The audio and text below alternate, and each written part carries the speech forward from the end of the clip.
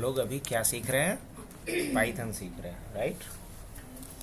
अब सबसे पहली बात ये आती है हम लोग क्या सीख रहे हैं? पाइथन सीख रहे हैं। अब पाइथन के बारे में सबसे पहला सवाल ये आता है कि पाइथन है क्या, करेक्ट। अगर कोई पूछ दे कि पाइथन क्या है तो क्या बोलेंगे? कोई सांप नहीं। यहाँ पाइथन क्या है? पाइथन एक, अगर बात की जाए वर्ड तो एक लाइन में क्या बोलेंगे? Computer programming. इतना से कोई परहेज नहीं किसी को होनी चाहिए। क्या है? कंप्यूटर प्रोग्रामिंग लैंग्वेज है। जैसे अगर हम लोग किसी दूसरे से बात करते हैं या बतियाते हैं तो बात करने में क्या यूज़ करते हैं? लैंग्वेज, चाहे हिंदी हो, मगही हो, भोजपुरी हो, है ना। इसी लैंग्वेज को ही यूज़ तो करते हैं किसी से कम्युनिकेट करने के लिए। तो कंप्यूटर से बतियाने के लिए, कंप्यूटर से कम्युनिकेट करने के लिए कंप्यूटर की जिस भाषा का इस्तेमाल करते हैं उसे क्या कहेंगे? प्रोग्रामिंग लैंग्वेज बोलेंगे। इतना तो मोटा मोटी समझ में आ रहा है। तो पाइथन क्या है? कंप्यूटर प्रोग्रामिंग लैंग्वेज है, करेक्ट। अब सवाल ये आता है कि पाइथन क्यों करेंगे हम? क्यों हम पाइथन ही पढ़ेंगे? बहुत सारे प्रोग्रामिंग लैंग्वेज है ना। प्रोग्रामिंग लैंग्वेज तो बहुत सारे हैं। तो इसका जवाब ये देंगे कि अच्छा एक बात बताओ कि कौन सा भाषा, अगर हम बात करें इंटरनेशनल लैंग्वेज का तो कौन सा लैंग्वेज इंटरनेशनल है? भोजपुरी, मगही नहीं ना, क्या इंग्लिश? क्यों इंग्लिश ही क्यों? क्योंकि मोस्ट ऑफ कॉन्टिनेंट में, मोस्ट ऑफ कंट्रीज में क्या बोला जाता है? इंग्लिश बोला जाता है। मतलब सबसे ज़्यादा क्या यूज़ हो रहा है? इंग्लिश। तो इसलिए उसको इंटरनेशनल। तो उसी तरीके से अगर मोस्ट ऑफ प्रोजेक्ट्स को, मतलब कंप्यूटर के अंदर जितने भी तरह के हम लोग डेवलपमेंट करते हैं उन सारे डेवलपमेंट के लिए अगर पाइथन सुटेबल है तो सबसे ज़्यादा कोडिंग किस में होगा? पाइथन में होगा। तो पाइथन की पॉपुलैरिटी की बात अगर हम करें, ध्यान से सुनना है और अभी आपस में कोई बात नहीं करेगा, फ्लो नहीं टूटना चाहिए मेरा, क्योंकि हम अपना नाश्ता तोड़ करके तुम लोगों को पढ़ा रहे हैं, है ना। क्या देते हैं? तो फिर बात करें हम टॉप फाइव प्रोग्रामिंग लैंग्वेज का।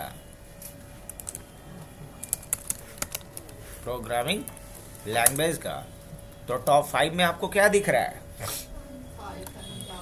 पाइथन, जावास्क्रिप्ट, स्विफ्ट होता है iOS के लिए एप्लीकेशन बनाने के लिए इस्तेमाल। समझ में आई बात? हाँ।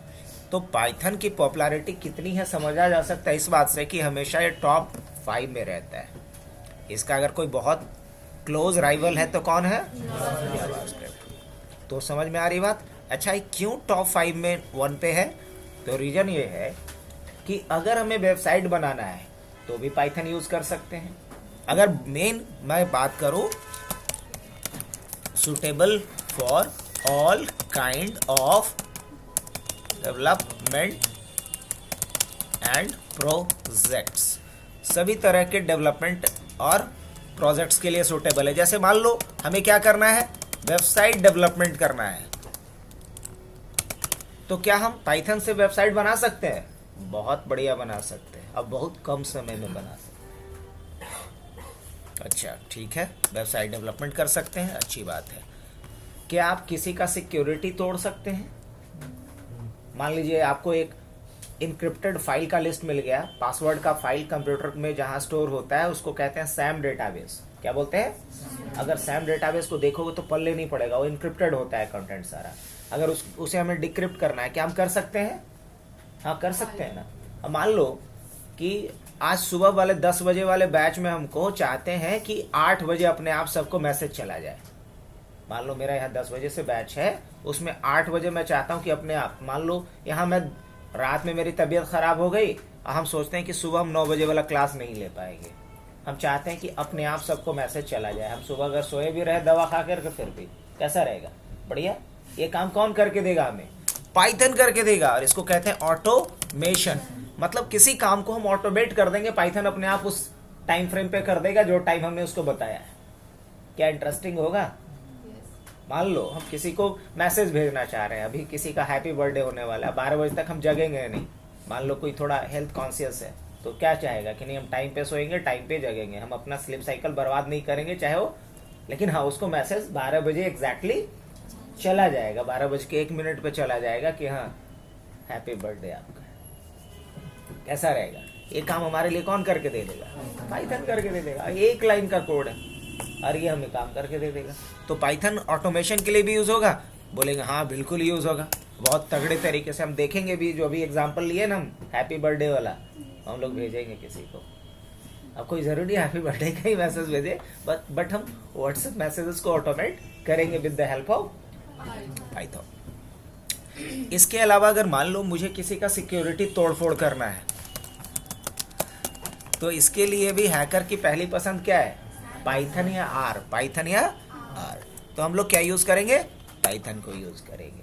किसी भी तरह का पासवर्ड, मान लो कोई पासवर्ड लगा हुआ है किसी फाइल के ऊपर, हमको नहीं पता, मुझे 1 से 1.5 मिनट लगेगा और पासवर्ड ब्रेक हो जाएगा। किसकी मदद से? पाइथन कोड लिख करके।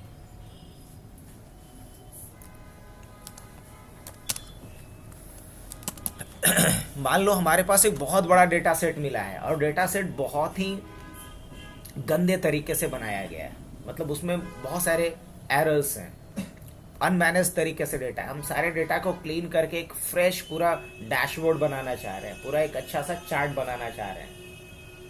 तो क्या कर सकते हैं हम लोग? हाँ कर सकते हैं।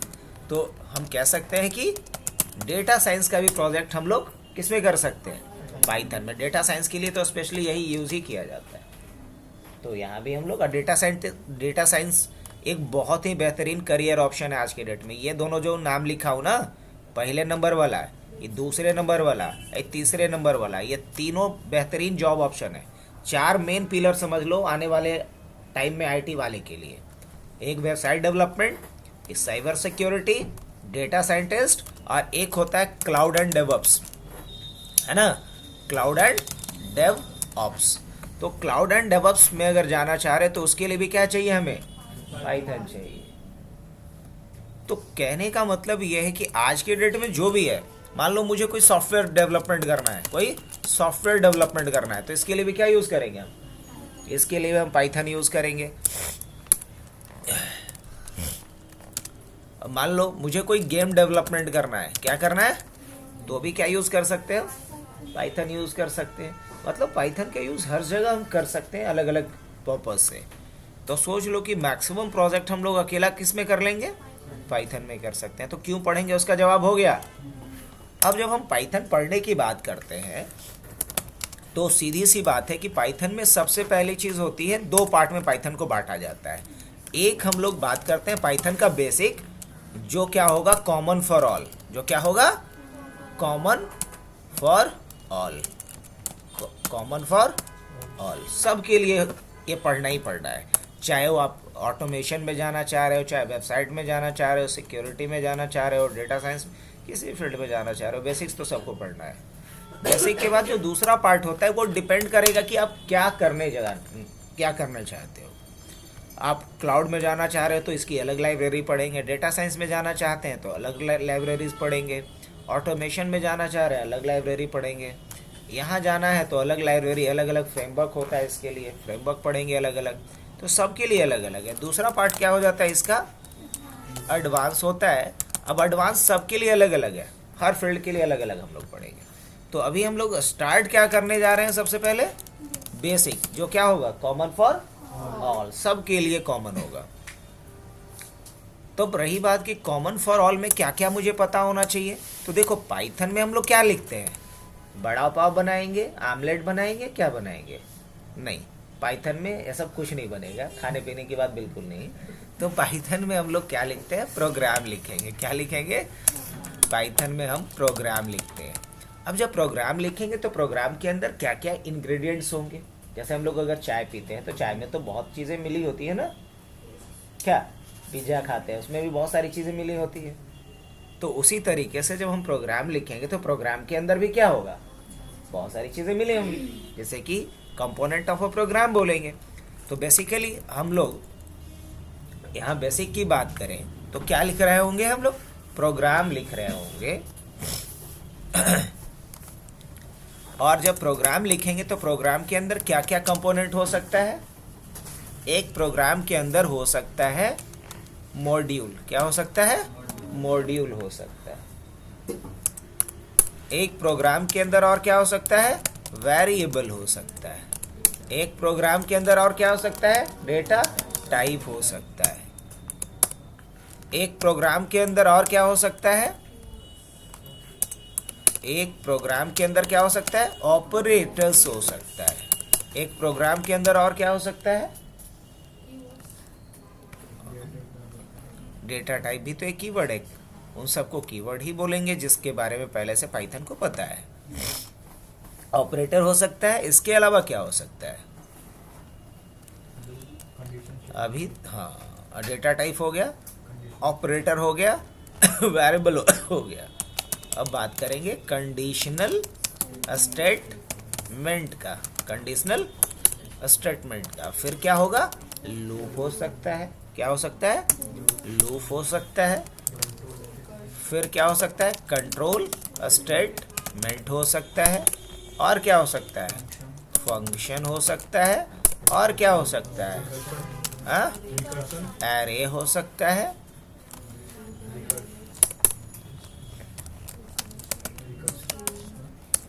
रिकर्सन हो सकता है। और क्या हो सकता है, एरे हो सकता है, नमपाई होगा। और क्या हो सकता है, हाँ फाइल हो सकता है। और क्या हो सकता है, एक्सेप्शन हो सकता है। और क्या हो सकता है, हाँ और डेटा बेस भी हो सकता है। और क्या हो सकता है, और उसके बाद अलग अलग तरह के ऑपरेशंस परफॉर्म करना हो सकता है, जैसे कि CRUD ऑपरेशन, जैसे कि बैठ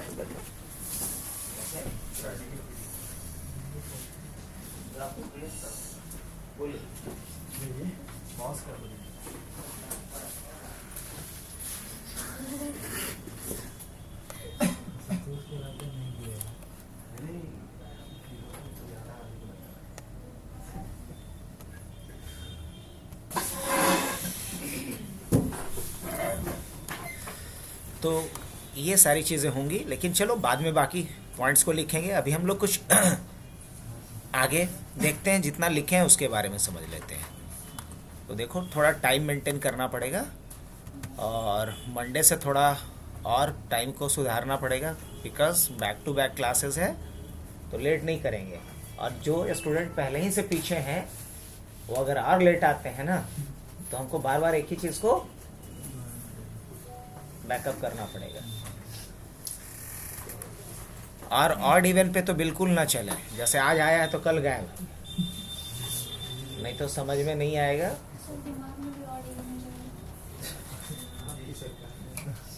नहीं, देखते हैं जो तेजकन है वो एकदम टाइम पे आएगा और रेगुलर भी रहेगा।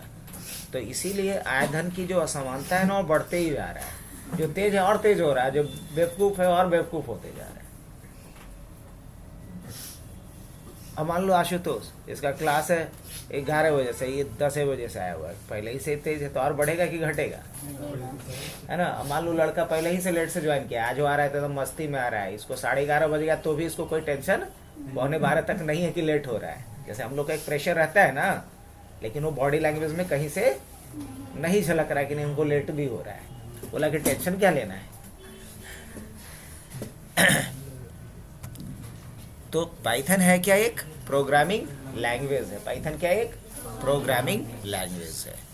अब पाइथन प्रोग्रामिंग लैंग्वेज का क्या यूज़ है, तो कंप्यूटर से अगर हमें कोई भी काम करवाना है, कंप्यूटर से इंटरेक्ट करना है, तो मुझे कंप्यूटर का कोई एक लैंग्वेज आना चाहिए, तभी तो उससे बात करेंगे। अब कोई चाइनीज़ पर्सन यहाँ बैठ गया, उससे बात करना है, तो मुझे तो चाइनीज़ सीखना पड़ेगा या किसी बाइलिंगुअल को हायर करना पड़ेगा। तो कंप्यूटर से बात करने के लिए मुझे कोई एक कंप्यूटर लैंग्वेज आना चाहिए, और पाइथन एक कंप्यूटर प्रोग्रामिंग लैंग्वेज है। और पाइथन की पॉपुलैरिटी का अभी हमने एग्जांपल देखा था कि पाइथन अगर देखा जाए तो टॉप 5 में नंबर 1 पे आता है। मतलब अगर वर्ल्ड में अभी 10 प्रोजेक्ट हो रहे हैं तो उसमें अकेला 6 प्रोजेक्ट आपको पाइथन पे देखने को मिलेगा। पाइथन की पॉपुलैरिटी इतनी हाई है। अभी अगर हम बात करें इसके बाद कि पाइथन में हम लोग क्या कुछ कर सकते हैं, तो वेबसाइट बना सकते हैं, ऑटोमेशन का काम कर सकते हैं, साइबर सिक्योरिटी का काम कर सकते हैं, डेटा साइंस का काम कर सकते हैं, क्लाउड एंड डेवऑप्स का काम कर सकते हैं, सॉफ्टवेयर बना सकते हैं, गेम बना सकते हैं और बहुत कुछ कर सकते हैं इसके अंदर हम लोग। तो अकेला समझ लो वन मैन आर्मी है। अगर पाइथन सीख लिए तो बहुत कुछ कर सकते हैं। इसलिए हम लोग शुरुआत कहाँ से कर रहे हैं? पाइथन से ही कर रहे हैं। अब पाइथन समझ लो कि हमारे हिसाब से तो फन है, मज़ा आता है इसको पढ़ने में, स्ट्रेस बिल्कुल नहीं। हाँ, अगर वही जावा शुरू में दे देते तो फिर भाग खड़े होते, बहुत मुश्किल था। अब पाइथन को हम लोग दो पार्ट में बांट के पढ़ेंगे, एक पाइथन बेसिक और दूसरा पाइथन एडवांस। पाइथन बेसिक जो क्या है, सबके लिए कॉमन है, सबको पढ़ना है, चाहे वो डेटा साइंस का स्टूडेंट हो, चाहे साइबर सिक्योरिटी का स्टूडेंट हो, या क्लाउड का स्टूडेंट हो, चाहे वो वेबसाइट डेवलपमेंट का स्टूडेंट हो, सबको पाइथन इकट्ठे पढ़ना है। इतना दिमाग में रखना होगा। अब इसके आगे बात करें तो हम लोग पाइथन में क्या लिख रहे होंगे? प्रोग्राम लिख रहे होंगे। और पाइथन में जो हम प्रोग्राम लिख रहे होते हैं, प्रोग्राम में सबसे पहली बात क्या हम लोग देखेंगे? मॉड्यूल्स देखेंगे, वेरिएबल्स देखेंगे, डेटा टाइप देखेंगे, ऑपरेटर्स देखेंगे, कंडीशनल स्टेटमेंट देखेंगे। अभी सब होता क्या, एक एक लाइन में मैं समझने की कोशिश करता हूँ। तो देखो, मॉड्यूल क्या होता है? मॉड्यूल बोला जाता है कलेक्शन ऑफ फंक्शन को। क्या बोलते हैं? कलेक्शन ऑफ फंक्शन को। अच्छा, जैसे मान लो, नहीं देखते हो, अगर आप मैथ पढ़ रहे हो तो मैथ में चैप्टर शुरू होने से पहले कुछ क्या दिया हुआ रहता है? बेसिक फंक्शन दिया हुआ रहता है, फार्मूला दिया हुआ रहता है, जिसको यूज करके उस चैप्टर को आप क्या कर सकते हो? सॉल्व कर सकते हो। तो ठीक उसी तरीके से पाइथन के अंदर फंक्शंस को एक फाइल के अंदर लिखा जाता है ताकि उस फंक्शन को आप दूसरे प्रोजेक्ट में यूज कर सको, है ना? अच्छा, एक बात बताओ कि अगर हमें कोई ऐसा चीज है जो मैं चाह रहा हूं कि मैं भी यूज करूं, मेरे अलावा और भी कोई यूज कर सके, और मैं भी उसको अलग अलग जगह पे यूज कर सकूं, तो उसे क्या करना होगा? कहीं मुझे स्टोर करके रखना पड़ेगा। तो फंक्शन बेसिकली क्या होता है? ब्लॉक ऑफ कोड होता है। मान लो मल्टीपल लाइंस का कोड लिखना है, तो instead of writing multiple lines of code, just have to write a single word, है ना? और ये हमें पॉसिबिलिटी किससे मिल पाएगा? फंक्शन से। और बहुत सारे फंक्शन को जिस फाइल के अंदर लिखते हैं उसी को क्या कहते हैं? मॉड्यूल बोलते हैं। तो मॉड्यूल है क्या एक्चुअली? तो मॉड्यूल बोलेंगे कलेक्शन ऑफ फंक्शन। और फंक्शन क्या होता है? तो बोलेंगे कि फंक्शन होता है set of codes, block of codes. अब अगर मान लो एक काम को करने के लिए मुझे 5 स्टेप्स फॉलो करने पड़ रहे हैं और उसी काम को 5 बार करना है, तो 25 लाइन लिखना पड़ेगा ना, एक ही चीज को बार बार। तो हम लोग ये भी जानते हैं कि प्रोग्रामिंग में किस सिद्धांत पे काम करना होता है, मुझे कल भी बताए थे ना, ड्राई। और ऐसे भी बिहार में ड्राई ही है ना। हाँ, तो ड्राई के सिद्धांत पे काम करना। ड्राई मतलब do not repeat your self. Dry state ऐसे स्टेट को कहते हैं जिसमें लिकर बैन होता है। तो ऑफिशियली तो लिकर बैन ही है ना, तो क्या बोल सकते हैं? और यहाँ ड्राई का मतलब होता है do not repeat your self. तो कलेक्शन ऑफ फंक्शन को क्या बोलेंगे? मॉड्यूल। अब फंक्शन का क्यों जरूरत पड़ता है जरा देखें। प्रोग्राम लिखते चले, कैच कर लोगे? ठीक है, जैसे ही आपकी इच्छा। अब प्रोग्राम लिखेंगे कैसे? आज प्रोग्राम लिखने के लिए सबसे पहले देखना है कि हमारे कंप्यूटर पे पाइथन है या नहीं। कैसे देखेंगे कि पाइथन है या नहीं? तो देखो, स्टार्ट बटन दबाएंगे। क्या दबाएंगे? दबाए, और उसके बाद हम क्या करेंगे? लिखेंगे IDLE। और ध्यान से देखें, कहीं IDLE लिखा हुआ आया है? पक्का? तो क्या करेंगे इसके बाद? यहाँ रन एज एडमिनिस्ट्रेटर भी दिख रहा है, इस पे क्लिक कर देंगे। कर दें? देखो क्या खुल गया। अभी तो नहीं खुला है, कुछ पूछ रहा है कि खोलना है, बोलेंगे हाँ। अच्छा, एक बात बताओ कि अगर मुझे अभी आप लोगों को कुछ ड्रॉ करके समझाना है तो कहाँ लिखेंगे हम? इस पे। और मान लो मुझे किसी को लिख करके कुछ ऑर्डर के लिए देना है तो हम किस पे लिखेंगे? पेज पे कि बोर्ड पे लिख के दे देंगे? नहीं ना, पेज पे लिख करके देंगे। लेकिन अगर मान लो मुझे किसी को सर्टिफिकेट इशू करना है और वहां मुझे साइन करना है तो हम किस पे साइन करके देंगे? उस सर्टिफिकेट पे, जो सर्टिफिकेट इशू कर रहा हूं मैं। तो कहने का मतलब ये हुआ कि हम अपनी जरूरत के हिसाब से अलग अलग तरह के कंटेंट्स को अलग अलग जगह पे लिख रहे होते हैं। तो पाइथन के प्रोग्राम को हम लिखेंगे कहाँ? तो पाइथन के प्रोग्राम को किसी हम वैसे सॉफ्टवेयर में लिखेंगे जहां कि हम पाइथन के प्रोग्राम को लिख भी सके, रन भी कर सकते, और उसमें अगर कुछ एरर आए तो उसे हम डिबग भी कर सके। और जिस सॉफ्टवेयर में हम पाइथन के प्रोग्राम को लिख सकते हैं, रन कर सकते हैं, डिबग कर सकते हैं, उस सॉफ्टवेयर को IDE कहते हैं। क्या कहते हैं? IDE। IDE का फुल फॉर्म क्या होता है? Integrated development environment. और IDE का ही एक उदाहरण है IDLE। ऑलमोस्ट सिमिलर साउंडिंग भी है, थोड़ा कंफ्यूजन भी हो सकता है, लेकिन IDLE एक एग्जाम्पल है किसका? IDE का। अब जैसे ही आप पाइथन अपने कंप्यूटर पे सेटअप करोगे, इंस्टॉल करोगे, तो IDLE नाम का जो IDE है पाइथन का, वो बाय डिफॉल्ट इंस्टॉल करके आपको मिल जाएगा। आप डायरेक्ट इसको यूज कर सकते हो। तो देखो ये जो IDLE खुला हुआ है, यहाँ तक तो सही है, कोई मसला नहीं। अब हम क्या करेंगे? फाइल पे जाएंगे, और फाइल में कहाँ जाएंगे? न्यू फाइल पे जाएंगे, क्योंकि हमें क्या करना है? नया फाइल बनाना है। तो देखो तो यहाँ अनटाइटल्ड लिख कर क्या आ रहा है? क्या एक फाइल नया बन गया।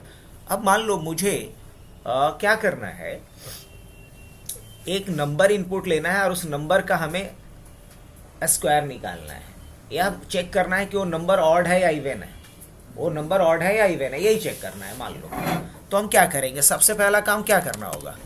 एक वेरिएबल लेंगे, क्योंकि किसी भी प्रोग्राम में जहां हम स्टोर करते हैं उस कंटेनर को क्या कहते हैं? वेरिएबल। अब इक्वल टू को क्या कहते हैं? असाइनमेंट ऑपरेटर, असाइन करेगा वैल्यू। और हम क्या लिखेंगे इसके बाद? इनपुट। इनपुट क्या है? एक फंक्शन है। इनपुट क्या है? एक फंक्शन है जो यूजर से वैल्यू को गेट करेगा। तो हमने क्या डाला पे? Inter a number. ध्यान से समझना इस बात को, इंटर अ नंबर। अभी फंक्शन की क्या जरूरत है वो समझाने के लिए मैं ऐसा लिख रहा हूँ। यहाँ कुछ छूट रहा है क्या? क्या? क्योंकि इसको हमें इंट में कन्वर्ट भी करना पड़ेगा। ये बाय डिफॉल्ट क्या इनपुट लेगा? स्ट्रिंग इनपुट लेगा। इसको इंट में कन्वर्ट करने के लिए हम क्या लिखेंगे? यहाँ पे इंट लिखेंगे। ऐसा मैंने लिख दिया। तो int input inter a number. अब क्या करना है? अब मुझे इस नंबर को चेक करना है कि ये ऑड है या इवन है। तो ये चेक करने के लिए हम एक वेरिएबल और लेते हैं रिमाइंडर के नाम से, और इसके लिए हम क्या लिखेंगे? नम मॉडुलस 2। नम मॉडुलस 2। तो ये क्या है? ये भी एक ऑपरेटर है, अर्थमेटिक ऑपरेटर है। और ये क्या है? असाइनमेंट ऑपरेटर है। तो पहले लाइन में हमने क्या किया? एक नंबर इनपुट लिया और उसको कहाँ स्टोर करवा लिया? दूसरी लाइन में हमने क्या किया? नम को 2 से मॉडुलो डिवीजन किया, और जो रिमाइंडर आया उसको किस में स्टोर करवा लिया? पक्का। अब तीसरी लाइन में मैं क्या कर रहा हूँ? एक कंडीशन चेक कर रहा हूँ। और कंडीशन चेक करने के लिए कंडीशनल स्टेटमेंट यूज होता है, जिसका एग्जांपल है इफ। तो हम क्या लिखेंगे? इफ। ऐसे भी अंग्रेजी में इफ मतलब यदि। यदि रिमाइंडर का वैल्यू, अब यहाँ जो इक्वल टू है इसको क्या कहेंगे? ऑपरेटर। लेकिन कौन सा ऑपरेटर है ये? Relational operator. तो जो कल पढ़े थे वो सब काम आ रहा है। और यहाँ कोलोन देंगे ताकि एक कंपाउंड स्टेटमेंट बने, ताकि आगे जो लाइन हम लिखने जा रहे हैं वो किस पे डिपेंड करेगा?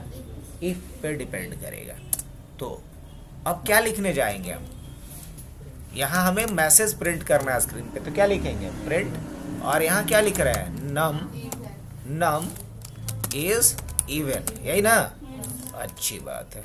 और अगर ऐसा नहीं है तो अन्यथा को अंग्रेजी में क्या कहते हैं? एल्स। फिर कोलोन देंगे, क्योंकि ये वाली लाइन इस एल्स पे डिपेंड करेगा। क्या लिखेंगे यहाँ पे? प्रिंट। और क्या लिखेंगे यहाँ पे? Num is odd. Num is odd. अब ये काम करेगा या नहीं करेगा? पक्का। लेकिन कितनी बार? ये एक ही बार ना? ट्राई करें। अच्छा ठीक है।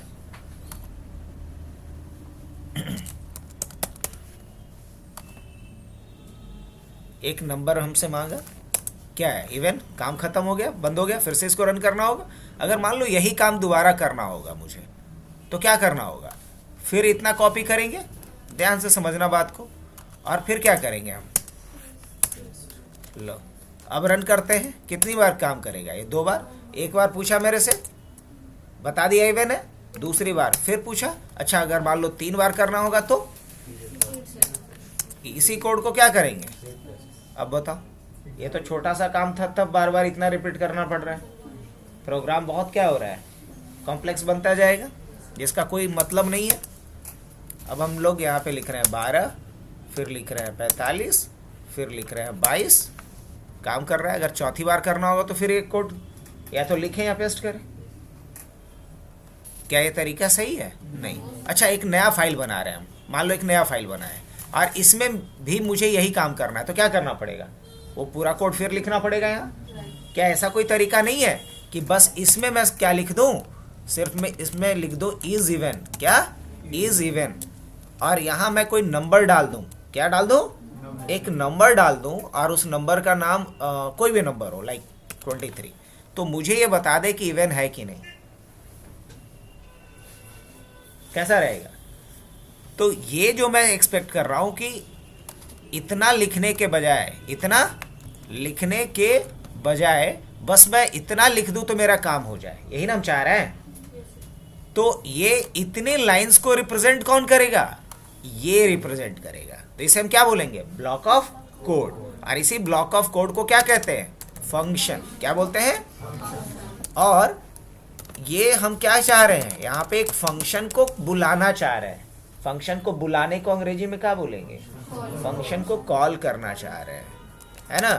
To check the number is even और नॉट, यही ना हम चाह रहे हैं। इवन और नॉट तो हो ही गया, इवन है कि नहीं है। अच्छा, कोई अब देखो, मैं चाह रहा हूं इसको फंक्शन का रूप दूं। अभी ये फंक्शन है नहीं है, तो हम इसे फंक्शन का रूप कैसे देंगे? क्या लिखना पड़ेगा? मुझे लिखना पड़ेगा इज इवन। क्या लिखेंगे? Is even.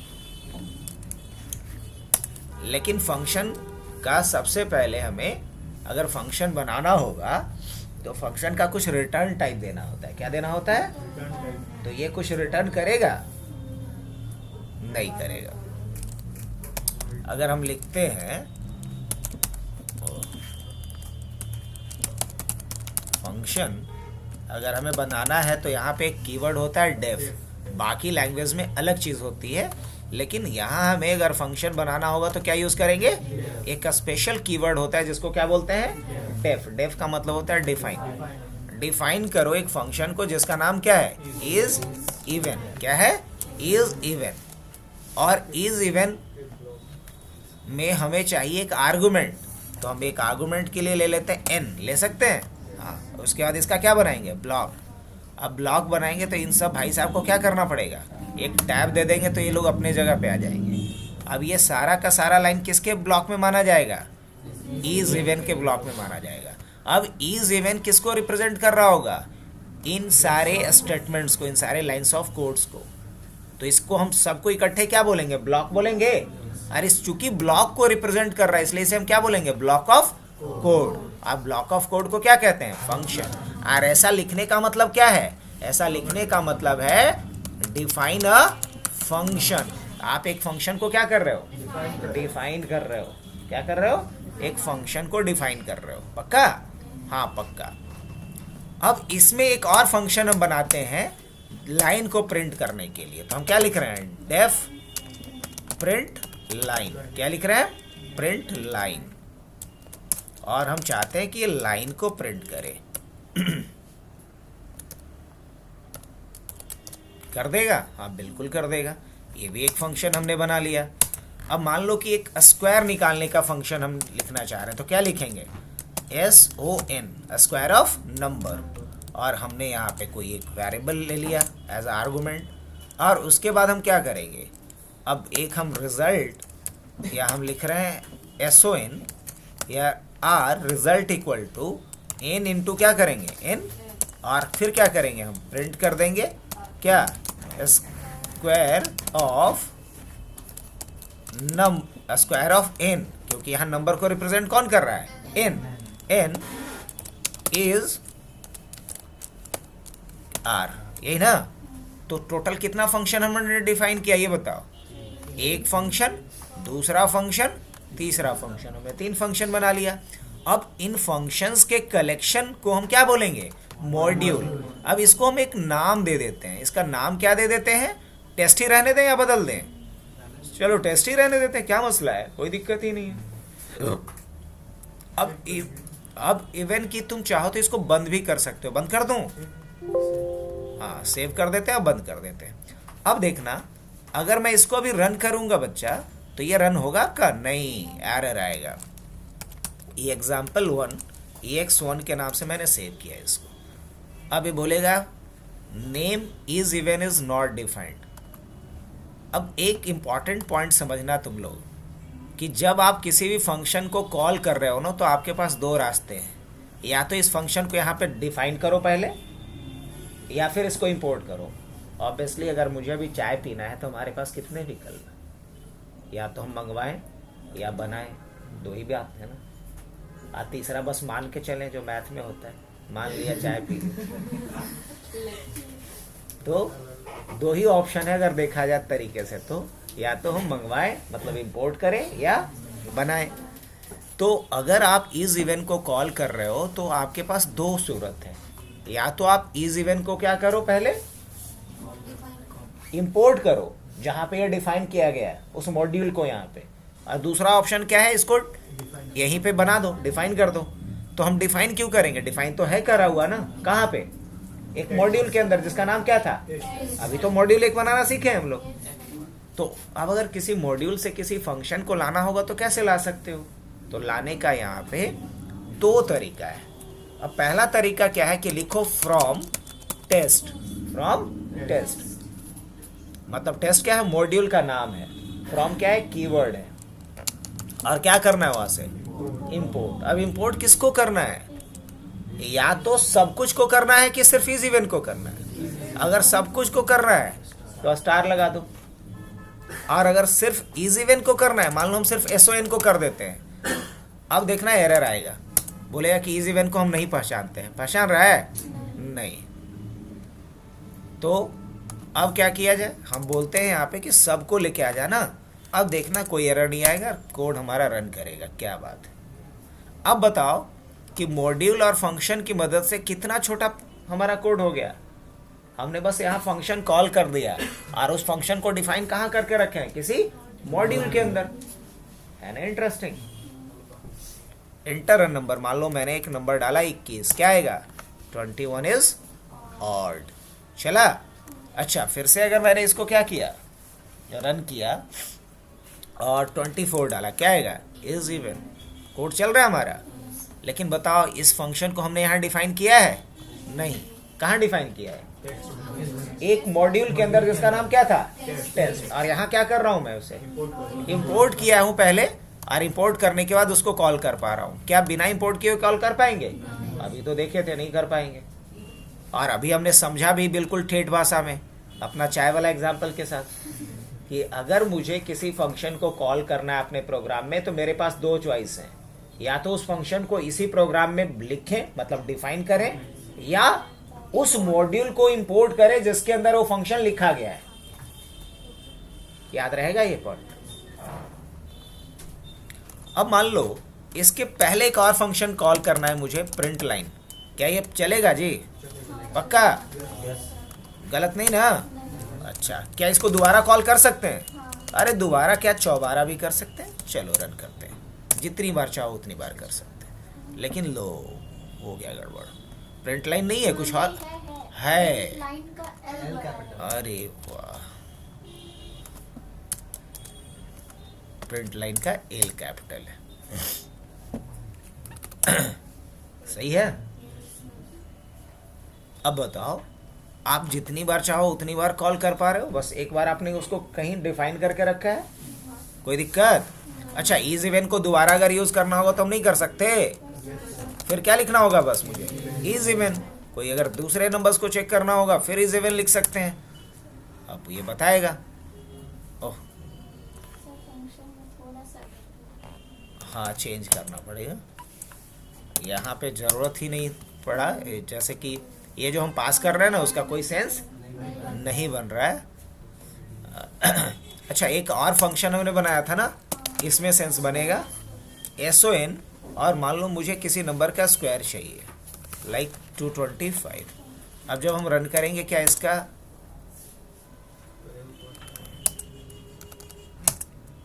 क्या आ रहा है? S1 का S भी बड़ा है। हाँ S1 का S बड़ा है। हाँ, SON का क्या बड़ा है? एस बड़ा है। रन करते हैं इसको। सही है। हाँ, अब ज़रा उसको सुधारते हैं, जो हमने बनाया है ना मॉड्यूल, उसको सुधार देते हैं। तो क्या करना पड़ेगा? टेस्ट वाली फाइल को खोल लेंगे। अब अपने हिसाब से सही था, E7 यहाँ पे नहीं भी डालेंगे तो चले। वो इंटर नंबर वाला ये वाला हटा दें कि? आर्गुमेंट वाला से। हाँ, ये वाला हटा देते हैं। फिर एंटर नंबर का कोई सेंस फिर नहीं बनता है। लेकिन फिर इसका भी कोई सेंस नहीं बनता है। फिर नम नहीं होगा, बल्कि ये क्या होगा? एन होगा, क्योंकि नंबर को रिप्रेजेंट कौन कर रहा है? एन। अब यहाँ भी क्या करना पड़ेगा? एन। और यहाँ भी क्या करना पड़ेगा? एन। बस ना, बाकी चीज़ें तो सही है। अच्छा, SON का एस छोटा कर देते हैं, जिसमें हम जनरली गलती करते रहे। हाँ, एल को भी छोटा कर देते हैं ताकि गलती का कोई स्कोप ना रहे। सेव कर दें। अब यहाँ पे अभी फ़िलहाल क्या आएगा? एरर आएगा। तो पहली बात, प्रिंट लाइन में एल को क्या कर देते हैं? छोटा कर देते हैं। और SON में एस को भी छोटा कर देते हैं। अब रन करें। हाँ, यहाँ भी क्या करना होगा? L print line. कोड चला अपना। अब हमसे कुछ इनपुट के लिए भी वेट किया नहीं, क्योंकि हमने ऑलरेडी तो यहाँ इनपुट करा हुआ था। तू का भाग रहा है? ये 23 हमने इनपुट किया था, तो 23 को क्या बताया? ऑड। 33 सेकंड टाइम में हमने इनपुट किया था, तो क्या बताया? ऑड। और अगर मैं इसी को 36 कर दूं तो क्या बताएगा ये? रन करता हूं तो क्या बताया? Even square of this. अगर मान लो हम 25 का स्क्वायर करना चाहें, 25 जैसे ही डालेंगे तो क्या बताएगा? 625। तो कोड चल रहा है हमारा। तो मॉड्यूल समझ में आया बच्चा आप लोग को? इजी है ना? तो मॉड्यूल कुछ और नहीं है, कोई बड़ा तोप चीज़ नहीं है। मॉड्यूल कहने का मतलब क्या? कि एक ऐसा फाइल जिसके अंदर मल्टीपल फंक्शंस को डिफाइन करके रखा जाता है, ताकि उन फंक्शंस को आप अलग अलग प्रोजेक्ट में यूज कर सको। तो मॉड्यूल समझ में आया। अब कुछ तो मॉड्यूल जो हैं हम लोग बनाएंगे, और कुछ मॉड्यूल्स जो पहले से बना हुआ है, कुछ मॉड्यूल पहले से बना हुआ है। मिसाल के तौर पे बताएं? चलो आओ। अब जैसे कि मान लो मैं लिख रहा हूँ SQRT, ध्यान से सुनना, SQRT, और मैंने यहाँ पे डाल दिया 625। मैं एक्सपेक्ट कर रहा हूँ कि स्क्वायर रूट प्रिंट कर दे। क्या प्रिंट कर दे? स्क्वायर रूट प्रिंट कर दे। लेकिन ये प्रिंट नहीं करेगा। प्रिंट करने के लिए हमें खुद लिखना पड़ेगा। तो प्रिंट के अंदर डाल दिए इस फंक्शन को। लेकिन ये चलेगा क्या? नहीं चलेगा। क्यों नहीं चलेगा? अब सब तो ठीक है, ऊपर तक का कोड चला, क्योंकि इंटरप्रेटर का यूज़ हो रहा है। इंटरप्रेटर तो जहाँ तक कोड सही है रन कर देगा। लेकिन SQRT वाला नहीं चला कोड। तो SQRT वाला क्यों नहीं चला? क्योंकि SQRT इसके अंदर तो लिखा नहीं गया है टेस्ट के अंदर। वो एक अलग मॉड्यूल के अंदर लिखा गया है, जिस मॉड्यूल का नाम क्या है? जिसका नाम है मैथ। तो क्या लिखेंगे फिर? From math. और क्या लिखेंगे? इंपोर्ट। क्या इंपोर्ट करना है? स्टार, उसके सारे फंक्शंस को। तो मॉड्यूल को इंपोर्ट करने का ये तरीका याद रखिएगा। ये तरीका क्या है? To import all function from math module. याद रहेगा। और इस लाइन को हम क्या कह सकते हैं? ये लाइन क्या कर रहा है? कॉपी बना रहा है? नहीं, क्या कर रहा है ये? Import all function from test module. और टेस्ट क्या है? यूजर डिफाइंड मॉड्यूल है, हमने बनाया है। और ये क्या है? बिल्ट इन मॉड्यूल है, जो पाइथन के साथ बना हुआ आता है। और ये वाली लाइन क्या कर रहे हैं आप लोग? ये क्या कर रहे हैं? ये आप कर रहे हैं to call print line function. Print line function को कॉल कर रहा है टू प्रिंट अ लाइन, एक लाइन को प्रिंट करने के लिए। और ये वाली लाइन में आप क्या कर रहे हैं? ये वाली लाइन में क्या कर रहे हैं? फंक्शन आप कॉल कर रहे हैं। हाँ, क्या कह सकते हैं? टू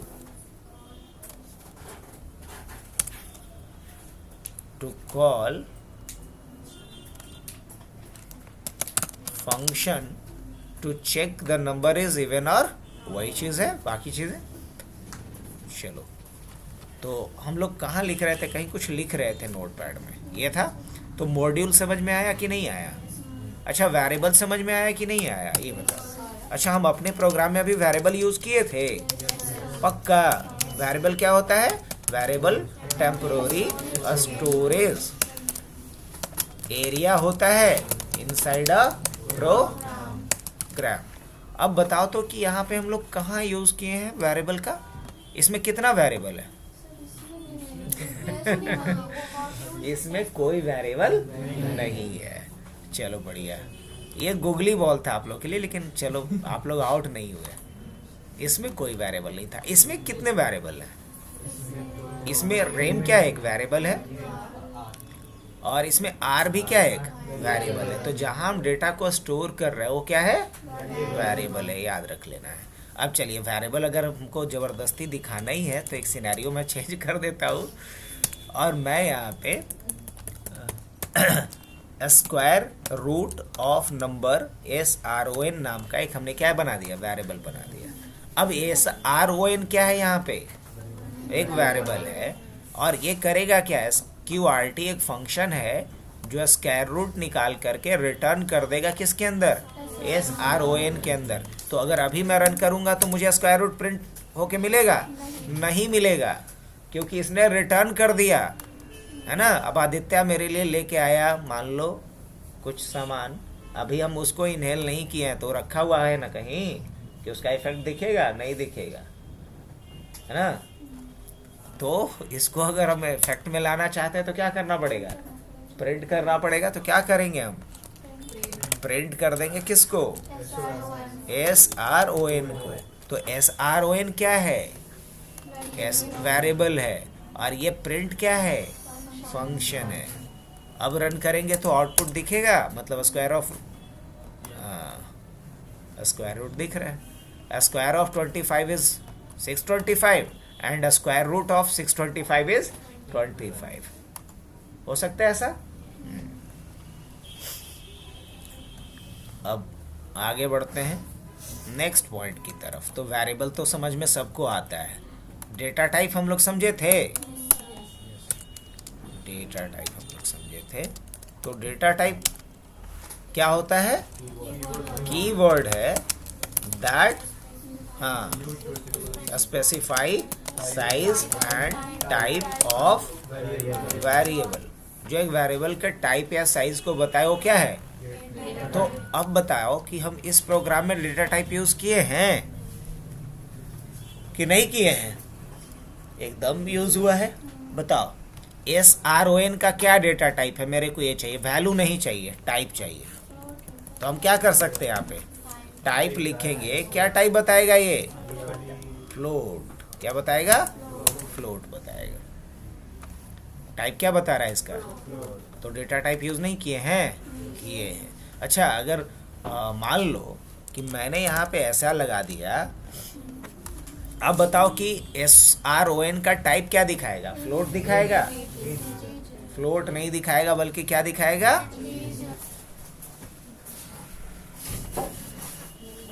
क्या बता रहे थे?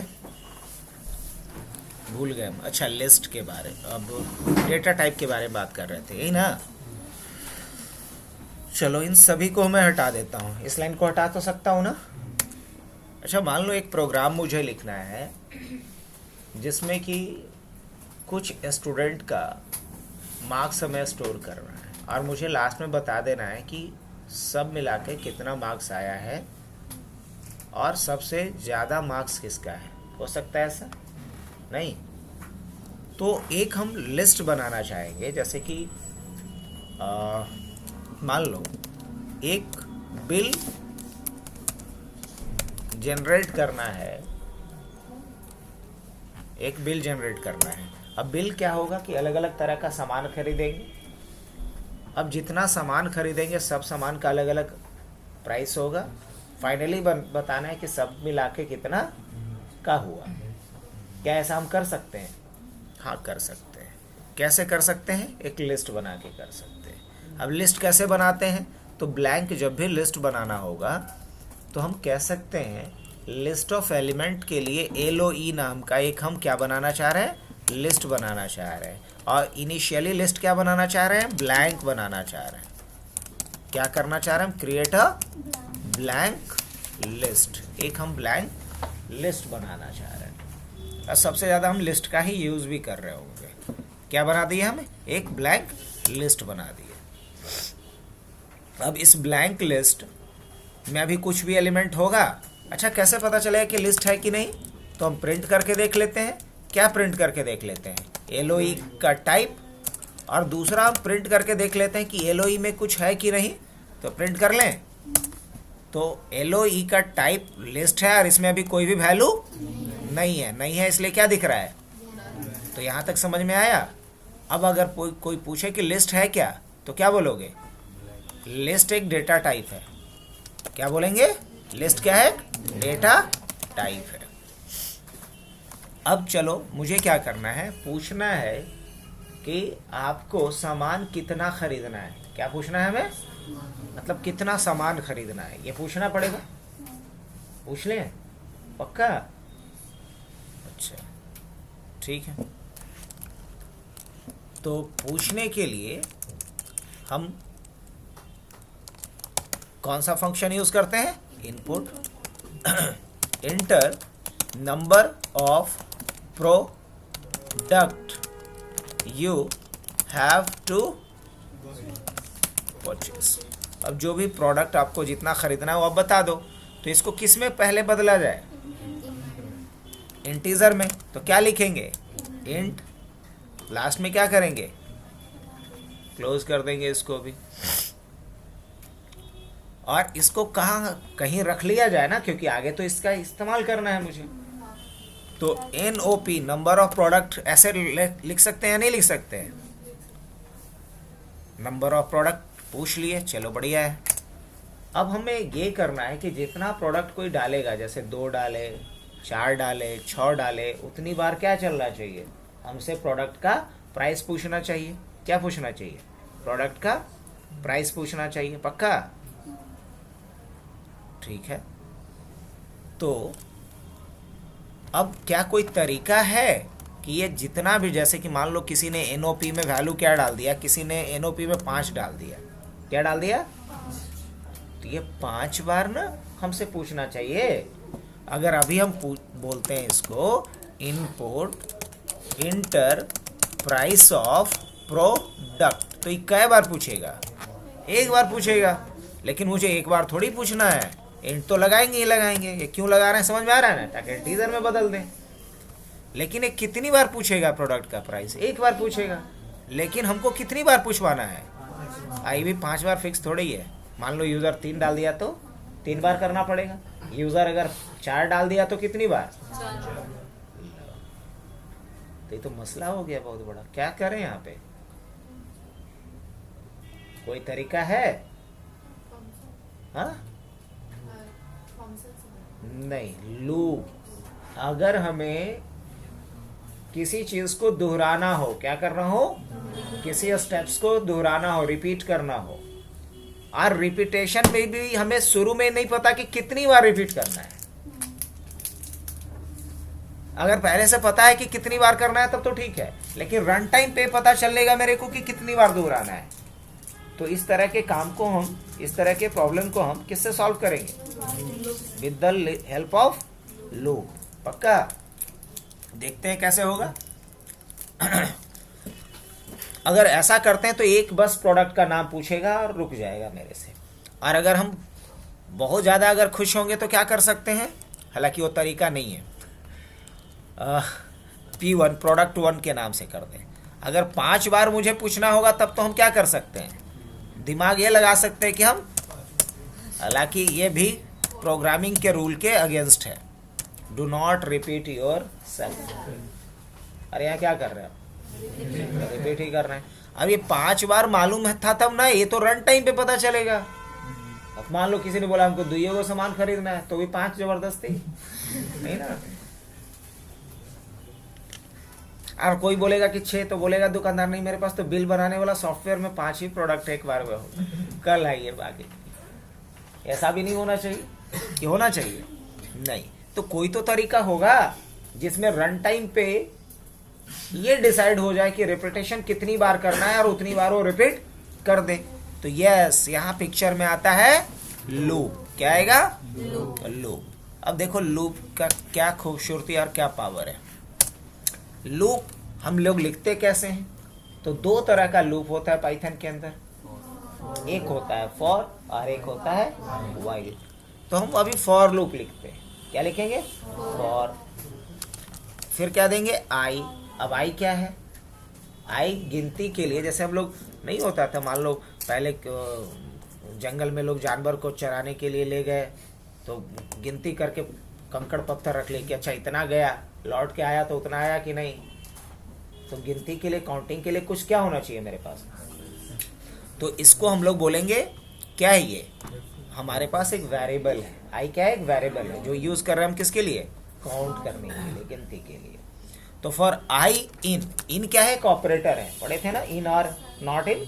इन एक ऑपरेटर है, तो लिखेंगे फॉर आई इन, और उसके बाद हम क्या डालेंगे? रेंज। रेंज क्या है? एक डेटा टाइप है। और यहां किसको डाल देंगे? NOP को।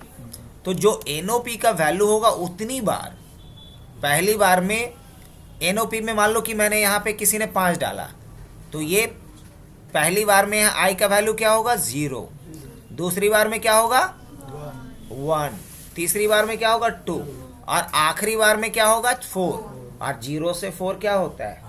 5 बार हो जाएगा। अब इस रेंज के अंदर 3 वैल्यू डाला जाता है। चलो वो भी समझा देते हैं। पहला बताया जाता है स्टार्टिंग कहाँ से होगा, फिर बताया जाता है कि एंडिंग कहाँ पे होगा, और फिर बताया जाता है स्टेप वैल्यू क्या होगा, मतलब हर बार कितने का इंक्रीमेंट होगा, हर बार कितने का इंक्रीमेंट होगा। और अगर आप कुछ भी नहीं लिखते हो, सिर्फ एक ही वैल्यू लिखते हो आप, जैसे NOP, तो ये अपने मन से पता है क्या करेगा?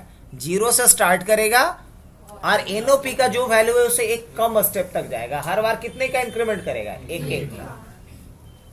ठीक है। अब ये वाली जो बात लिखी गई है ना, P1 वाली, इसको किसके ब्लॉक में डाल देंगे? इसके ब्लॉक में डाल दिए। अब ये जो P1 में प्राइस आएगा उसको किस में जोड़ देना है भाई? LOE में जोड़ देना है, लिस्ट में जोड़ देना है। तो लिस्ट में जोड़ने के लिए लिस्ट के पास एक फंक्शन होता है जिसका नाम है अपेंड। वाह।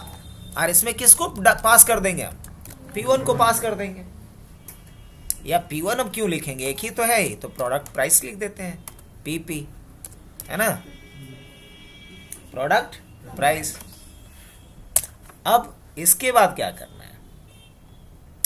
अगर इसका टोटल भी निकालना है मेरे को, तो टोटल निकालने के लिए हम वापस आ जाते हैं यहाँ पे, लूप से बाहर आ गए, क्योंकि लूप के अंदर उन्हीं बातों को लिखेंगे जिसको हमें क्या करना है? बार बार रिपीट करना है। इसके बाहर आकर के हम लिख सकते हैं TOT, टोटल निकालने के लिए। अब इसके लिए हमारे पास एक फंक्शन होता है ना, सम। किसका सम कर दो भाई? LOE का सम कर दो। ये टोटल निकाल के दे देगा मेरे को। किसका? लिस्ट ऑफ एलिमेंट्स का। हाँ कि ना? यस, निकाल देगा ये। अब मुझे क्या करना है? प्रिंट करना है। क्या प्रिंट करना है? LOE को। और साथ में क्या प्रिंट करना है? टोटल को। अच्छा, GST भी लगा दें? हाँ, लगा ही देते हैं, छोड़ेंगे क्यों? नहीं तो मोदी जी नाराज हो जाएंगे। GST लगा देते हैं। और क्या करेंगे यहाँ पे? Total into 18/100। और यहाँ क्या प्रिंट कर लेते हैं हम लोग? Total with GST। Total with GST। Total क्या होता है? और किस में रखे हैं? नहीं रखे हैं ना अभी? अच्छा, तो एक और वेरिएबल बना लेते हैं, बिल टोट प्लस क्या लिखेंगे यहाँ पे, और यहाँ किसको प्रिंट करवा दें? अब बताओ, एक ऐसा हम लोग बिलिंग का सॉफ्टवेयर नहीं बना सकते, तगड़ा बना सकते। हर दिन हम कुछ बनाएंगे, बस अरते आप लोग थोड़ा किसके साथ। अच्छा, GST को भी प्रिंट कर दें? तुम्हारा बात कैसे टालेंगे? चलो टोटल अमाउंट, ये पहले टोटल अमाउंट प्रिंट कर देते हैं।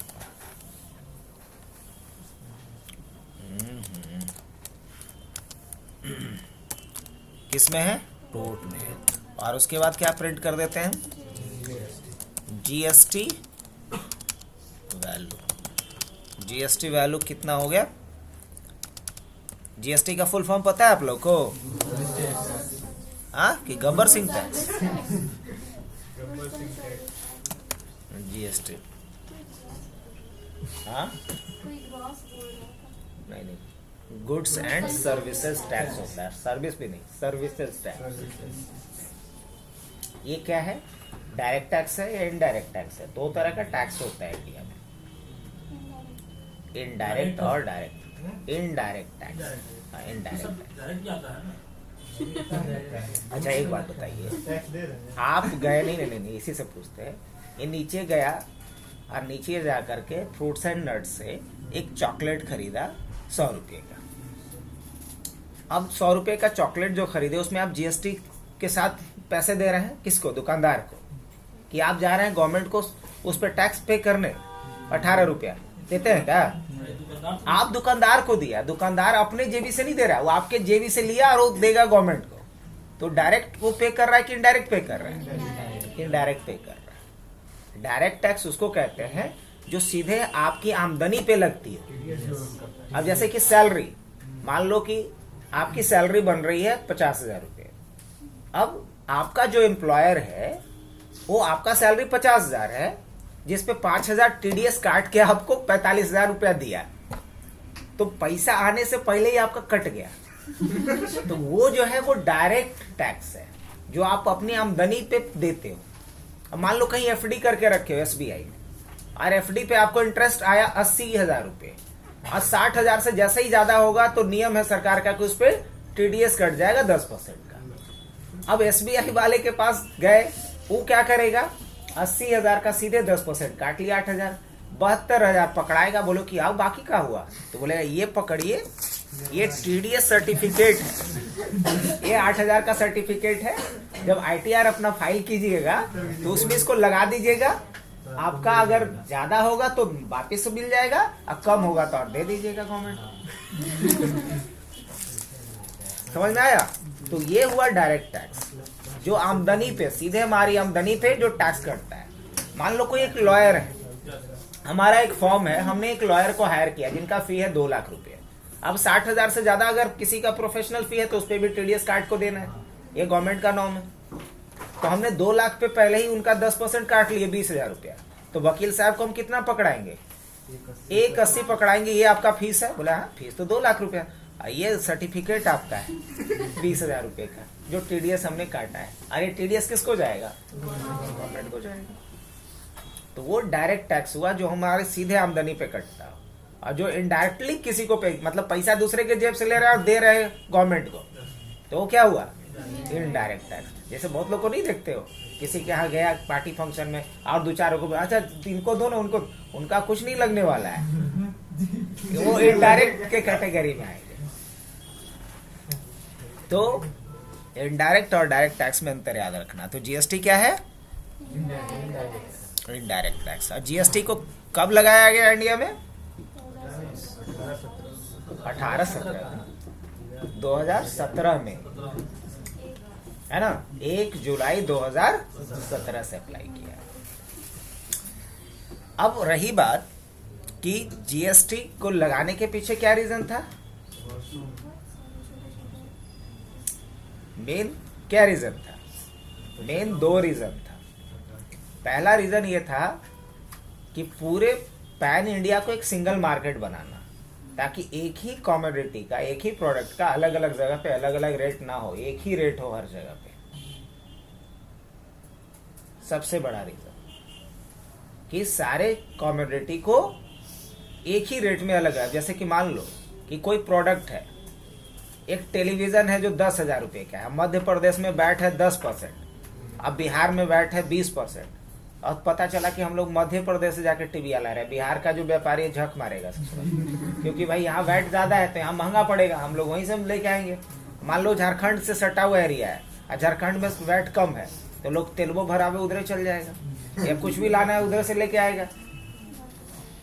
लेकिन अगर एक ही प्रोडक्ट का पूरे इंडिया में कहीं भी एक ही रेट हो तो क्या होगा, सारे व्यापारी के लिए सही रहेगा। एक और बात था कि टैक्स में पहले अलग अलग तरह के 16-17 तरह के टैक्सेस थे, जिसमें कि हर टैक्स के लिए एक अलग आप डॉक्यूमेंट मेंटेन करो। तो बिजनेसमैन के लिए भी क्या था, बहुत ही कॉम्प्लिकेटेड था। अब उन सारे टैक्सेस को मर्ज करके, जितने भी इनडायरेक्ट टैक्सेस थे सारे टैक्सेस को मर्ज करके एक सिंगल टैक्स बना दिया गया। तो दो मेन रीजन था कि मल्टीपल टैक्सेस को मर्ज करके एक सिंगल टैक्स सिस्टम बनाया जाए, और दूसरा कि पूरे पैन इंडिया को एक सिंगल मार्केट बनाया जाए, ताकि एक सिंगल मार्केट में एक प्रोडक्ट का एक ही वैल्यू रहेगा, अलग अलग वैल्यू नहीं होना चाहिए। अब मैक्सिमम चीजें हमारे जीएसटी के दायरे में आता है, लेकिन कुछ चीजें जिससे कि गवर्नमेंट को सबसे ज्यादा टैक्स आता है उसको गवर्नमेंट कभी भी जीएसटी के दायरे में नहीं डालेगी, जैसे लिकर। अब लोग दारू पी के मरवे करेगा तो भाई सरकार को पहले दे के मर, ताकि उसके लिए फ्री का अस्पताल भी सरकार खोल के रखेगा। इसके अलावा जो भी कौन मसाला का ऐड आता है, नहीं एमडीएच नहीं, वो पान मसाला क्या क्या है, जुबा केसरी और क्या क्या। तो जितने भी टोबैको प्रोडक्ट है उस पे गवर्नमेंट दबा के टैक्स लेती है, उसको जीएसटी में नहीं रखा गया है। जितने भी टोबैको प्रोडक्ट है, जो भी लिकर है। इसके अलावा एक और उसका सोने की चिड़िया है, वो है पेट्रोलियम प्रोडक्ट गवर्नमेंट के लिए, इस पे भी दबा के टैक्स लेती है। अब आप चलिएगा फटफटिया से तो पहले सरकार को दीजिए, राज्य को भी दीजिए, हाँ? स्टेट गवर्नमेंट को भी देना है, सेंट्रल गवर्नमेंट को भी देना है। और वो अलग अलग प्रोडक्ट खरीद के और एक प्रोडक्ट बनाता है, लाइक पार्ट्स खरीदता है, वहाँ पे वो टैक्स देता है। देन जो प्रोडक्ट बेचता है वहाँ पे भी टैक्स देना पड़ता है, वो ज़्यादा डिफिकल्ट रहेगा ना। हाँ बिल्कुल है, इसीलिए ना देखो ईज ऑफ डूइंग बिजनेस करके मोदी जी एक कैंपेन क्यों चलाए। देखो अगर बात करें तो चाइना और इंडिया ऑलमोस्ट एक टाइम पे, लेकिन वो कहाँ है, हम लोग कहाँ हैं।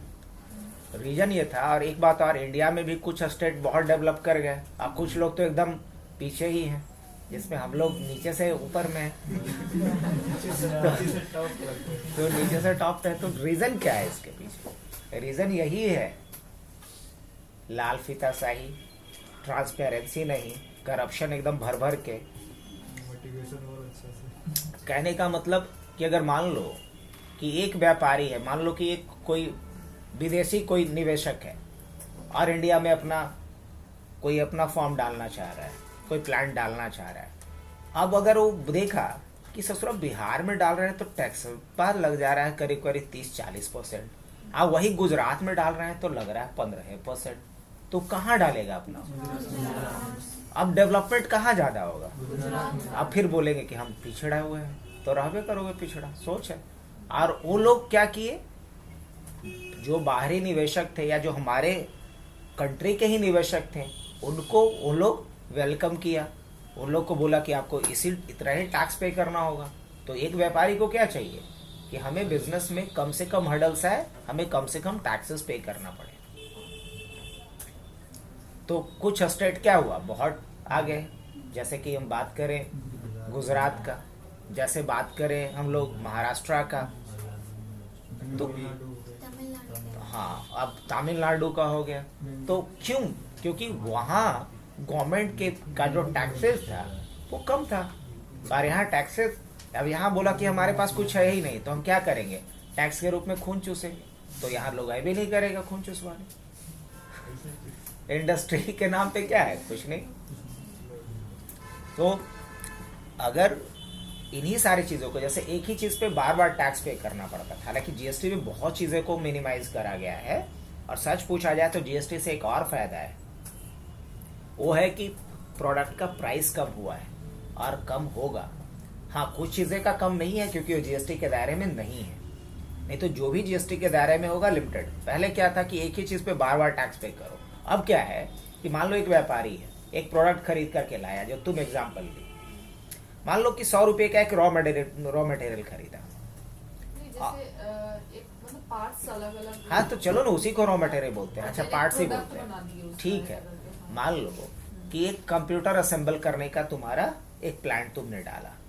अब तुमने रॉ मटेरियल्स के नाम पे, अब रॉ मटेरियल बोलेंगे तो फिर कंफ्यूज करेगी। मान लो कीबोर्ड खरीद के लाई, माउस, मदरबोर्ड, प्रोसेसर सब खरीद के लाई। अब हम सारे पार्ट्स को मिला के क्या कर रहे हैं, असेंबल कर रहे हैं एक सिस्टम। तो पार्ट्स खरीदने पे हमने मान लो कि सारे पार्ट्स के लिए 10,000 रुपये खर्च किए। अब 10,000 जो हमने खर्च किए उस पे हमने 18% पहले जीएसटी दे दिया। तो 10,000 पे 18% जीएसटी दे दिया, मतलब 1,800 रुपये जीएसटी दे दी। अब उस 10,000 का जो प्रोडक्ट मेरा था, वो 10,000 के सारे पार्ट्स को मिलाकर के एक सिस्टम बनाए, और सिस्टम का कॉस्ट हम रखे मान लो 20,000 रुपया, ज्यादा प्रॉफिट हो जाएगा। 20,000 रखे। अब हम ऑलरेडी कितना जीएसटी दे चुके हैं, 1,800 रुपया जीएसटी दे चुके हैं उस प्रोडक्ट के लिए, है ना। और जब हम 20,000 पे बेचेंगे उस प्रोडक्ट को, तो हम जीएसटी कितना लेंगे अपने कस्टमर से, फिर 18% लेंगे उससे।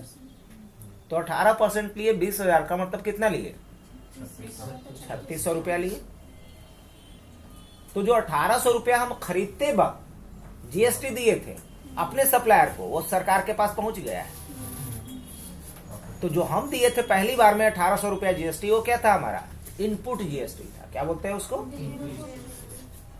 और जब हम अपने कस्टमर को वही प्रोडक्ट मैन्युफैक्चर करके बेचे, तो 3,600 रुपया हम जीएसटी लिए कस्टमर से लिए। तो वो क्या है, आउटपुट जीएसटी।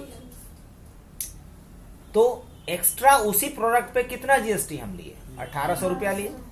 तो 1,800 रुपया हम फिर से किसको फाइल करेंगे, गवर्नमेंट को, जो एक्स्ट्रा जीएसटी हम कलेक्ट किए हैं उसी प्रोडक्ट पे।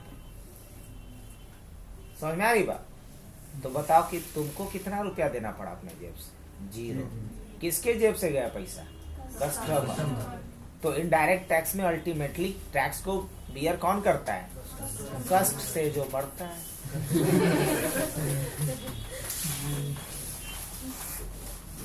समझ में आया। तो जीएसटी आसान भाषा में समझ में आया। चलो आगे बढ़ते हैं। ऐसे जीएसटी का क्लास अलग से देंगे जब टैली पढ़ेंगे तो। इसी में आगे टैली का डेमो हो गया। प्रिंट करके देखें इसे। अभी क्या है, enter number of product you have to purchase. मान लो मुझे इस बार 3 प्रोडक्ट खरीदना है, तो हम 3 डालेंगे। तो क्या पूछ रहा है, इंटर प्राइस ऑफ प्रोडक्ट। और राइट, क्या क्या डाल दे, 100 रुपये का खरीद लेते हैं, बड़ा सस्ता नहीं है।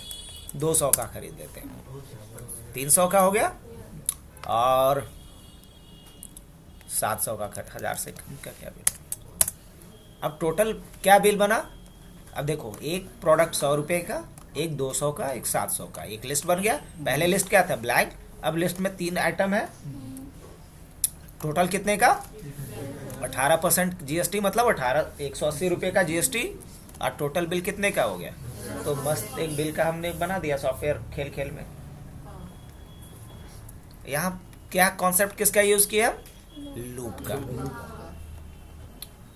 अब लूप का फायदा यह है कि पहली बार में मैंने 3 डाला था, देखना इस बार में मैं डालता हूँ 2 ही डालूंगा। क्या 2 नहीं डाल सकते, हम बिल्कुल डाल सकते।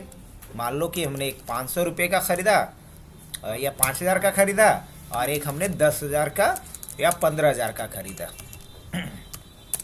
टोटल 20,000 का कितना देना पड़ेगा, 3,600 रुपया जीएसटी। और टोटल क्या देना पड़ेगा, 23,600 रुपया। तो लूप का कमाल समझ में आ रहा है। 2 तो 2, 3 तो 3, 5 तो 5। जितना मान लो हम 5 प्रोडक्ट खरीदना चाहते हैं, तो डालेंगे क्या यहाँ पे, 5। क्या पूछेगा ये, पहला मान लो 100 रुपये का, 200 का, 300 का, 400 का, 500 का। टोटल 1,500 का खरीदा, 270 रुपया जीएसटी आएगा, 1,770 रुपया टोटल जीएसटी के साथ बिल आएगा। तो लूप का यूज समझ में आएगा, पक्का। अब इसी बिल को थोड़ा और चेंज करें।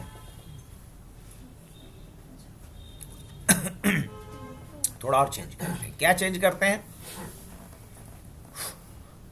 अगर ये जो लिख कर के आ रहा है, ध्यान से देखना और बताना हमको। जैसे ही मैंने यहाँ पे बाय द वे 2 डाला, तो ये सीधा प्राइस पूछ रहा है। पहले इसको क्या पूछना चाहिए था? प्रोडक्ट पूछना चाहिए था, तब प्राइस पूछना चाहिए था। अच्छा लग रहा है? अभी नहीं अच्छा लग रहा है। और ये जो आ रहा है ना, ऐसे नहीं आता। पहले प्रोडक्ट का नाम आता, फिर उसके आगे लिखा रहता है उसका प्राइस, फिर प्रोडक्ट का नाम आता, फिर लिखा रहता है प्राइस। तो इसको क्या बोलते हैं पता है? डिक्शनरी बोलते हैं। क्या बोलते हैं? जैसे मैं चाहता हूं कि प्रोडक्ट का नाम आए राम, और यहां लिख करके आए राम का प्राइस, फिर कॉमा हो HDD, और फिर क्या लिख करके आए इसका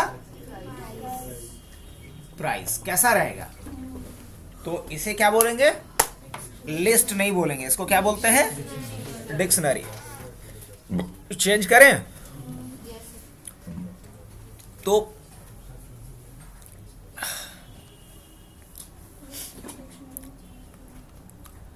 सबसे पहले हमें 2 लिस्ट बनाना पड़ेगा और दोनों लिस्ट को जोड़ना पड़ेगा, और नहीं तो फिर एक डिक्शनरी बना लो, डिक्शनरी में जोड़ते जाना। ये तो कर सकते हैं ना। तो डिक्शनरी बनाने के लिए क्या करना पड़ेगा बच्चा? यहाँ पे लिखना पड़ेगा DICT। क्या लिखना पड़ेगा?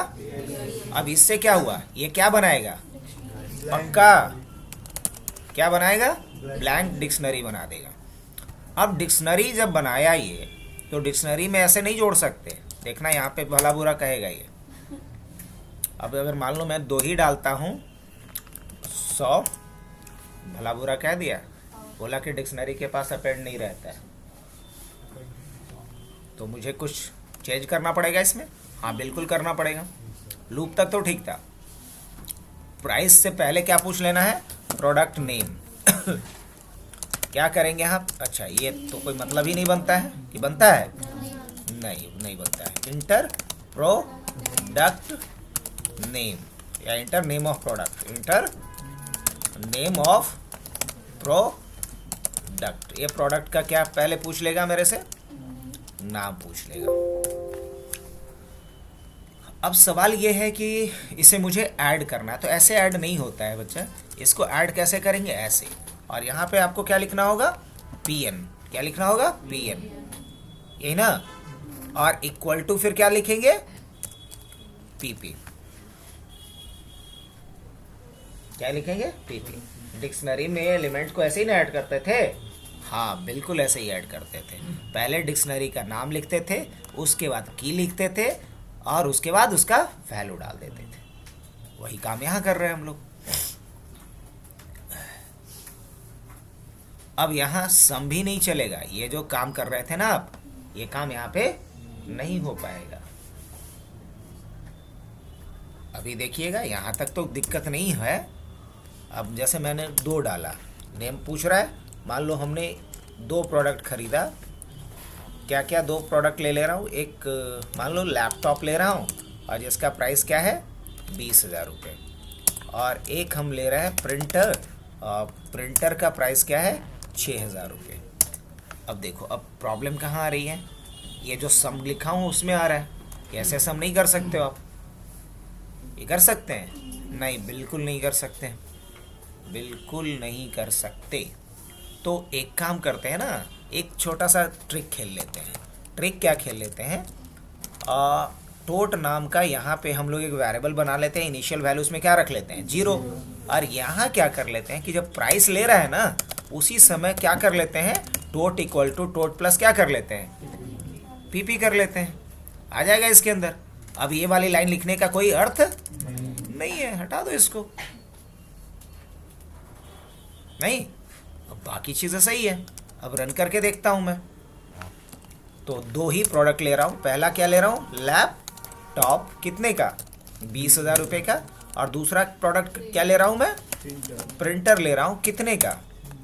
मान लो 5,000 का। तो यहाँ साफ साफ दिखा दिया। क्या बात है, लैपटॉप कितने का खरीदा? बढ़िया। प्रिंटर कितने का? टोटल कितने का आया? क्या बात है, कितना GST दिए? और टोटल बिल? तो देखो, जैसे ज़रूरत, प्रोग्रामिंग का यही मतलब है कि जैसे ज़रूरत हो उसके हिसाब से हम कोड को क्या कर देंगे? चेंज कर देंगे। जैसा यूज़र का नीड हुआ उसके हिसाब से कोड हम बदल देंगे। हमने यहाँ बहुत कुछ चेंज किया नहीं, थोड़ा बहुत चेंज किया और अलग तरीके से आउटपुट आ रहा है। क्या चलेगा? अब किसी के दिमाग में ये बात भी आ सकती है, अच्छा अभी तो 2 के लिए बना रहा है, क्या 3 प्रोडक्ट रहेगा तो आएगा? हाँ, क्यों नहीं आएगा? अब मान लो 3 प्रोडक्ट ले रहा हूँ मैं, क्या ले रहा हूँ? एक लैपटॉप भी ले रहा हूँ, कितने का? 20,000 का। और एक क्या ले रहा हूँ? प्रिंटर ले रहा हूँ, कितने का? 5,000 का। और साथ में क्या ले रहा हूँ? एक हम स्कैनर ले रहे हैं, क्या ले रहे हैं? एक स्कैनर ले रहे हैं। और स्कैनर ले रहे हैं कितने का? 3,000 रुपये, 25 हो गया ना। मान लो 5,000 का एक स्कैनर भी ले लेते हैं, टोटल 30,000 का बिल बना। अब 30,000 का 18% क्या हो जाएगा? बिल्कुल सही है, कोई दिक्कत नहीं। तो हमने लूप यूज करके ये काम भी किया। लेकिन एक बात हमें इसमें, इस बिल में, चलो ये बिल ठीक है कि शुरू में पूछ ले रहा है कि कितना प्रोडक्ट आपको चाहिए, लेकिन मान लो एक बगल वाले हैं मोटू भैया, उनका एक किराना स्टोर है, तो अगर उनके दुकान पे कोई जाएगा तो पहले ही पूछेंगे कि कितना सामान लेना है। दुकानदार से कस्टमर भाग जाएगा, बोले कि ये आप हिसाब ले रहे हैं कि हमारा सामान दे रहा है। हाँ, वो ऐसा हो सकता है कि आप गए, बोले कि हमको एक पार्ले जी दीजिए, तो पार्ले जी एक बिस्किट उन्होंने दे दिया। अब फिर वो तब पूछ सकते हैं कुछ और दें, कुछ और चाहिए, तब पूछना चाहिए। जब एक प्रोडक्ट हम ले ले तो फिर दूसरा प्रोडक्ट ले ले तो फिर पूछे कुछ और चाहिए, और लास्ट में अगर कह दे नहीं अब कुछ नहीं चाहिए, तब वो बोल दे अब आप जीएसटी के साथ इतना पे कर दीजिए। क्या ये वाला सॉफ्टवेयर उस तरीके से काम कर रहा है? नहीं, ये तो शुरू में पूछ ले रहा है। तो चेंज करें इसमें कुछ? जरूरत बदल गया तो हम इसमें फिर क्या करने वाले हैं? चेंज करने वाले हैं।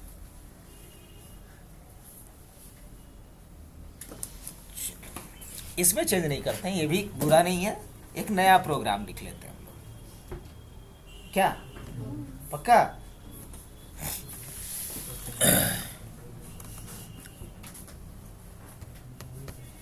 किसी में चेंज कर दूं? चलो इसी में कर देते हैं, या सेव एज कर लेते हैं और इसका नाम रख देते हैं इनवॉइस। इनवॉइस ऑफ मोटू भैया।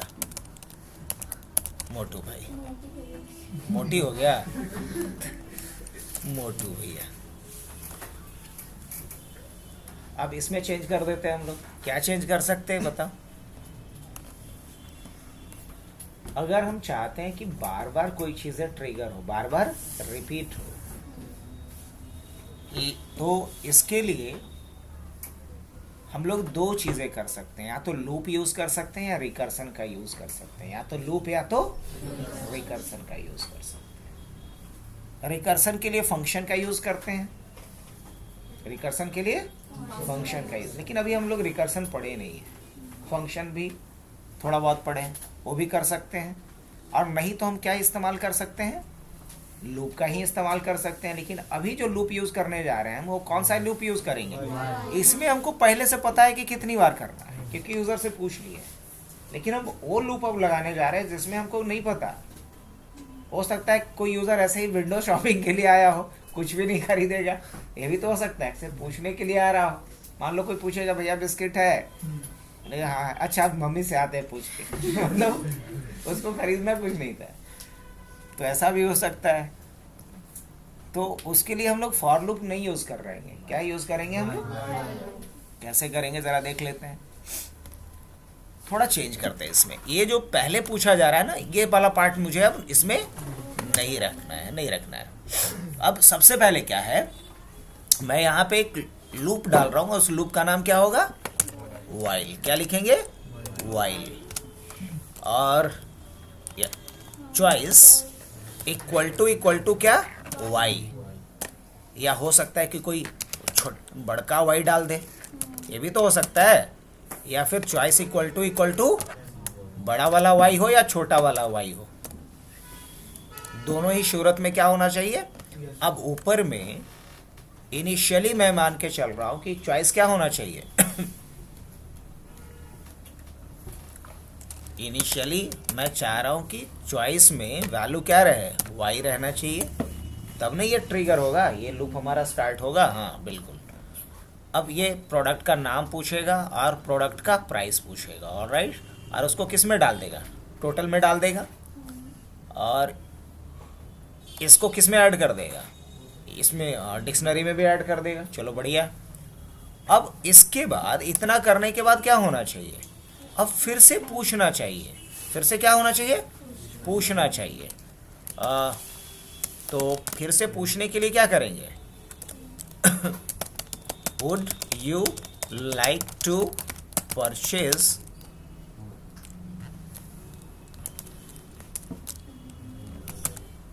अनदर प्रोडक्ट, कुछ और लेना पसंद करेंगे, ये पूछ लिया जाए।